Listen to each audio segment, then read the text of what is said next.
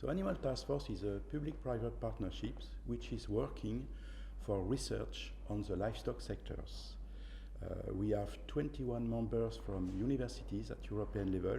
Each country is represented by one university, and we have the private sector. It's animal genetics, animal nutrition, feed additive, and animal health.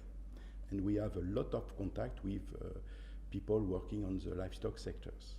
Our main objective is to provide inputs for and topics for Horizon Europe and Horizon 2020 just before. And we have also a huge action on dissemination of knowledge. The objective is to disseminate knowledge and to also to try to avoid fake news. The objective is to provide information to the audience coming from the vision of the public policies, the vision of the stakeholders of the food chain, including livestock, and the vision of research. And especially today, we will have also the vision of the specialist of the IPCC report, which will be Jean-François Souzana. So at the beginning, we will have the vision of the Parliament with MEP, given its vision from what will be or what could be the future of the life or expected future of livestock in the future. Then we will have the vision of women working on the food chain, in dairy food chain. Just as an example, in a previous meeting we have meat food chain, and this today is dairy food chain. Then we have the vision of the science from the Oxford University about the life of methane in the atmosphere with quite new result.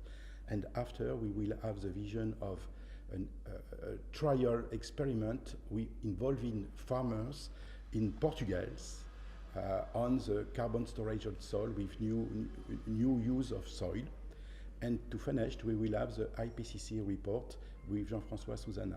This is the presentation, oral presentation. And after, we will have a panel discussion, which will be led by Martin Scholten, with different persons coming from the different area, and they will explain their vision. We need to avoid simplistic vision for the future of livestock. Considering the greenhouse gas emission of the livestock sectors, many people claim that we need to reduce livestock.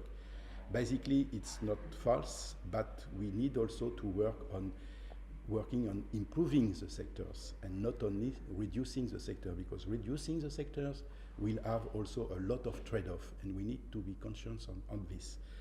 The second point is probably will be that Europe is a very efficient area to produce livestock compared to the rest of the world, but we are a very small region. We are less than 10% of ruminant of the world, so we can do a lot of effort, but at a global level, we need to consider that we are a small player to some extent, but it is very important for our countries.